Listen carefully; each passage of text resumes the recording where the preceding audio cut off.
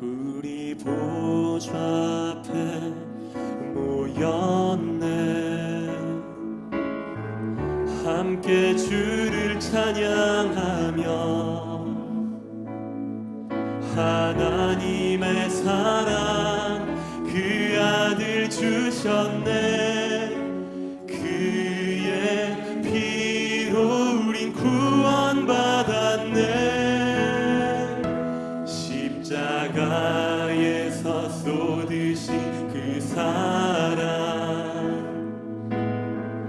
강같이 온 땅에 흘러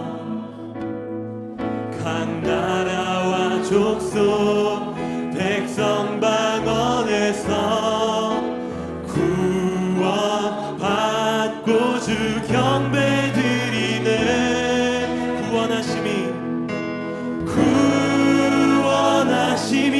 보좌에 앉으신 우리 하나님과 어린 양께 있도다. 구원하심이 보좌에 앉으신 우리 하나님과 어린 양께 있도다.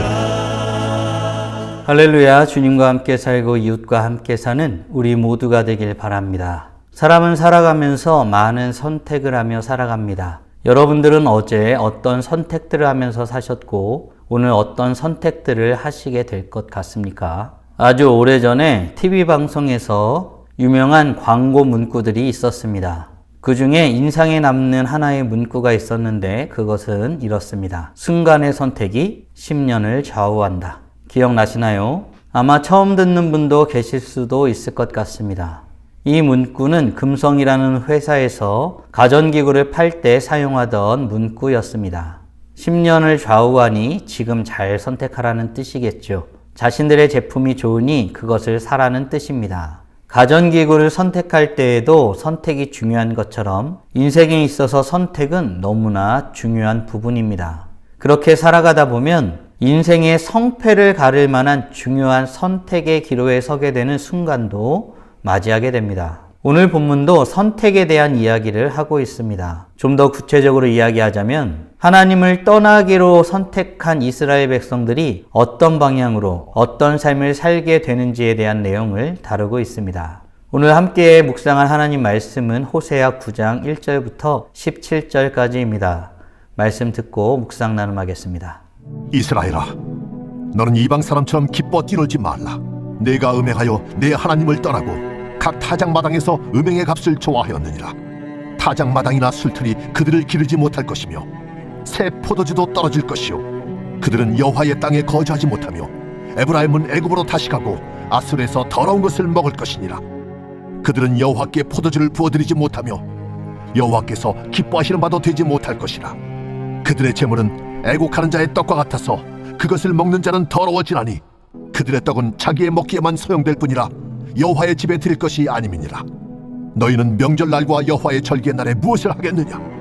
보라, 그들이 멸망을 피하여 갈지라도 애굽은 그들을 모으고 노브는 그들을 장사하리니 그들의 은은 귀한 것이나 찔레가 덮을 것이요 그들의 장막 안에는 가시덩굴이 퍼지리라. 형벌의 날이 이르렀고 보응의 날이 온 것을 이스라엘이 알지라. 선지자가 어리석었고 신에 감동하는 자가 미쳤나니 이는 내 죄악이 많고 내 원한이 큼이니라. 에브라임은 나의 하나님과 함께한 파수꾼이며 선지자는 모든 길에 친 새 잡는 자의 그물과 같고 그의 하나님의 전에는 원한이 있도다. 그들은 기브아의 시대와 같이 심히 부패한지라. 여호와께서 그 악을 기억하시고 그 죄를 벌하시리라.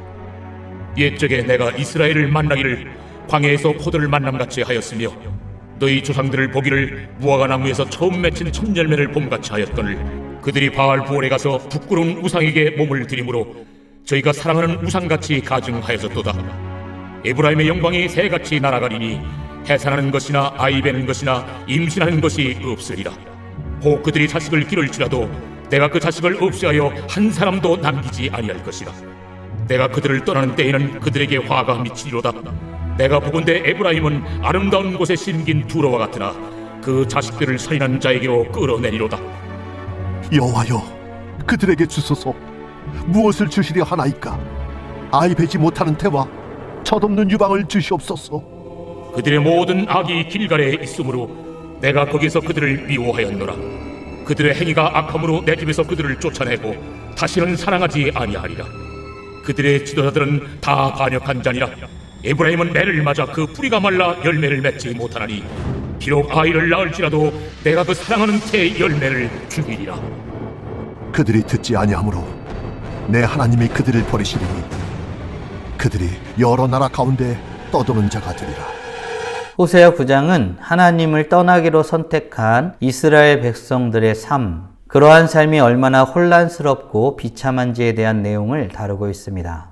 이스라엘 백성들은 하나님을 등지고 세상과 우상을 섬기는 일을 선택하였습니다. 그들은 그 선택으로 인하여 기쁨과 안정과 미래에 대한 보장을 원하였겠지만 사실 그들은 그 모든 것을 잃어버리는 선택을 한 것입니다. 오늘 본문 9장은 어떻게 시작할까요? 이스라엘의 상태가 어떠함을 알려주고 있을까요? 1절 말씀으로 확인해 보겠습니다. 이스라엘아, 너는 이방 사람처럼 기뻐 뛰놀지 말라. 내가 음행하여 내 하나님을 떠나고 각 타작 마당에서 음행의 값을 좋아하였느니라.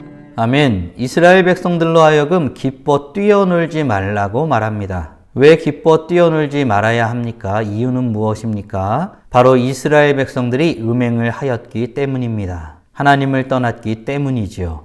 그런데 여기서 우리는 구체적으로 살펴볼 필요가 있습니다. 하나님을 떠나면, 하나님께 음행하면 비참하고 혼란스러운 삶을 산다는 그 명제가 사실 너무 추상적으로 느껴질 수 있기 때문입니다. 하나님을 떠난다는 것이 무슨 뜻입니까? 음행을 한다는 것이 과연 무슨 뜻입니까? 이스라엘 백성들이 행한 구체적인 행동을 통해서 그 뜻을 헤아려 볼 수 있습니다. 성경은 이렇게 말하고 있습니다. 각 타작 마당에서 음행의 값을 좋아하였느니라. 아멘. 이것이 하나님을 떠난 사람, 음행을 한 사람이 하는 행동이라고 말합니다. 과연 여기에는 어떤 뜻이, 어떤 의미가 담겨져 있을까요? 하나님을 의지하지 아니하고 우상을 의지하는 것, 우상을 의지함으로 말미암아 무엇인가를 얻기를 기대하는 것, 그것이 바로 하나님을 떠난 삶이라고 말합니다. 음행을 하는 행동이라고 말하는 것입니다. 사랑하는 성도 여러분, 진지하게 질문해 보아야 할 것이 있습니다. 여러분은 무엇을 의지하고 있습니까? 혹 하나님 외에 다른 것을 의지하고 있지는 않습니까? 또 그것을 통하여 무엇을 얻을까 기대하고 있지는 않습니까? 이 모든 것이 우상 숭배입니다.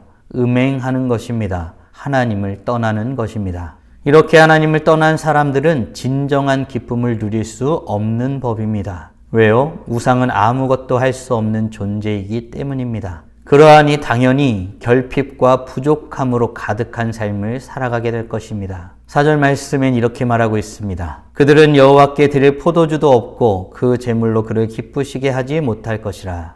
아멘. 이런 상태에 빠진 이스라엘 백성들은 질문을 받게 됩니다. 어떤 질문을 받게 될까요? 5절 말씀으로 확인해 보겠습니다. 너희는 명절날과 여호와의 절기의 날에 무엇을 하겠느냐? 아멘. 이스라엘 백성들은 명절날, 여호와의 절기의 날에 무엇을 하겠느냐는 질문을 받게 됩니다. 왜요? 하나님을 떠났기 때문입니다. 여호와의 절기의 날에 여호와 하나님 앞에서 마땅히 기쁨으로 감당하였던 그 일들을 이스라엘 백성들은 잃어버린 것입니다. 마땅히 해야 될 것을 잃어버린 그들은 안정감을 잃어버리게 됩니다. 백성이 멸망을 피하여 달아난다 할지라도 이집트의 포로가 될 것입니다.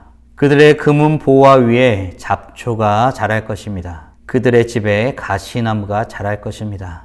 황폐해지는 그들의 삶의 모습을 말하고 있는 것이지요. 그럼에도 그들은 전혀 정신 차리지 못합니다. 이스라엘 백성들은 선지자를 어리석은 자라고 말하고 신에 감동된 자들을 미친 자라고 말하고 살아가고 있었습니다. 이스라엘 백성들은 기브아 사람들 못지않은 죄악으로 가득한 삶을 살고 있었던 것입니다. 여호와 하나님은 그들이 저지른 죄악들을 기억하시고 그들을 심판하시리라고 말씀하고 있습니다. 이스라엘 백성들은 미래와 축복과 희망까지 잃어버렸습니다. 하나님이 이스라엘 백성들을 처음 만난 그때의 기쁨과 설렘은 이스라엘 백성들이 우상을 섬기기로 선택하면서부터 가증하게 여겨졌습니다. 아무것도 할 수 없는 존재가 된 것입니다. 하나님은 하나님을 떠난 사람들에게 어떤 일까지 준비하고 계실까요? 12절 말씀으로 확인해 보겠습니다.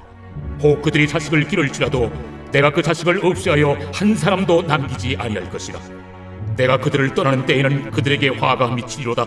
아멘. 이스라엘 백성들의 미래인 자녀들에게조차 하나님의 화가 미칠 것이라고 말씀하고 있습니다. 이 얼마나 소망과 미래를 기대할 수 없는 하나님의 선언이십니까? 이런 끔찍한 선언보다 더 끔찍한 소식이 있다면 여러분 어떠시겠습니까? 하나님을 떠난 사람들의 대표적인 증상입니다. 17절 말씀으로 확인해 보겠습니다.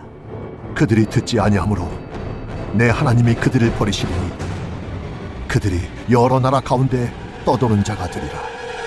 아멘. 이스라엘 백성들은 여호와 하나님의 말씀을 듣지 아니하였습니다. 그들은 결국 버림받는 자가 될 것이고 떠도는 자가 될 것입니다. 우리 삶에 있어서 가장 큰 형벌은 무엇입니까? 그것은 여호와 하나님의 말씀을 듣지 아니하는 자가 되는 것입니다. 바라기는 우리 모두 하나님의 음성을 듣는 자인지 듣지 아니하는 자인지 묵상해 보며 살펴보는 복된 하루가 되길 간절히 소원합니다. 사랑하는 성도 여러분, 오늘 우리는 하나님을 떠나는 선택을 한 이스라엘 백성들이 얼마나 혼란스럽고 비참한 인생을 사는지에 대한 내용을 묵상하였습니다. 다음 질문들을 통해 말씀을 정리하고 더 깊게 묵상해 보길 원합니다. 하나님 앞에 마땅히 행할 일과 하나님 앞에 나아가는 것에 동참할 수 없는 것이 큰 형벌임을 믿으십니까? 무엇보다도 하나님을 떠난 사람들의 가장 대표적인 증상은 여호와 하나님의 말씀을 듣지 않는 것임을 믿으십니까? 그렇다면 우리는 이제 무엇으로 어떤 모습으로 주님 앞에 나아가야 할까요?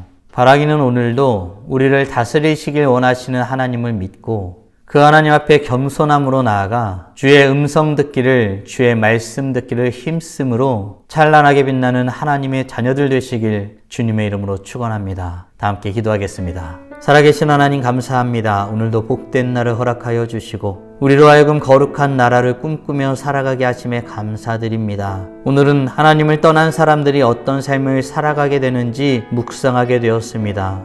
그들의 선택은 자신의 삶과 앞으로의 삶까지 보장해 줄 것이라 생각하였는데 결코 그렇지 아니함을 말씀을 통해서 묵상하고 깨닫게 됩니다. 오직 하나님만을 선택할 때에 우리의 삶에 안정과 평안과 미래에 대한 보장도 있음을 말씀을 통해서 깨닫고 고백하게 하심에 감사드립니다. 또한 하나님을 떠난 사람들이 얼마나 혼란스럽고 비참한 삶을 살아가게 되는지 말씀을 통해서 확인해 보게 됩니다. 특별히 하나님의 말씀을 듣지 아니하는 것이 얼마나 크고 무서운 징조인지 깨닫고 고백하게 하심에 감사드립니다. 그런 의미에서 우리의 삶을 잘 돌아봅니다. 주의 말씀을 듣기를 힘쓰는 우리가 되게 하여 주시옵소서. 그로써 찬란하게 빛나며 하나님께 영광이 되어지고 이 땅에 하나님의 뜻을 전하는 아름다운 삶을 살아가는 우리 모두가 되게 하여 주시옵소서. 오늘도 주님과 함께 살고 이웃과 함께 사는 우리가 되길 간절히 소원합니다.